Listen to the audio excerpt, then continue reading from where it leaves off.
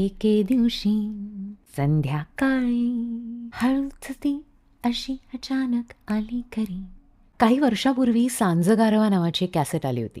Cassette कारण उन दिनों में कसेट सी आती थी. मी त्या कॅसेटची पारायणं केली होती. गाणी सुंदर होती, पण निवेदन जे होतं ना ते सचिन खेडेकर यांच्या आवाजात होतं आणि मी फॅन आहे त्यांची. इतके वेळा मी ते निवेदन ऐकलं होतं की ते कुठल्या शब्दावर जोर देतात किंवा कुठल्या शब्दानंतर पॉज घेतात, काय लयीत वाचतात, हे सगळं पाठ झालेलं मला. अशीच यावी वेळ एकदा स्वप्नी देखील नसताना, असे घडावे अवचित काही तुझ्या समीप मी असताना. संकोचाचे रेशीम पडदे हा हा म्हणता विरून जावे, समय सरावा मंदगतीने अन प्रीतीचे सूर जुळावे.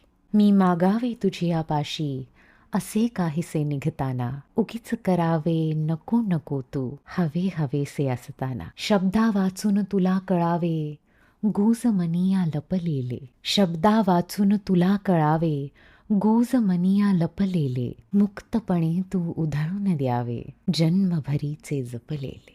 टंग टंग टंग टंग टंग टंग टंग टंग. एके दिवशी संध्याकाळी हळूच ती अशी अचानक आली घरी. मला म्हणाली संगत तुझी सखया रे, मज वाटे बरी, मज वाटे बरी. आय विश असे अल्बम्समध्ये अजून निवेदनं असती. आय थिंक गारवा कॅसेटमध्ये पण होतं. किशोर कदम यांच्या आवाजात आय थिंक. ते पण खूप सुंदर होतं.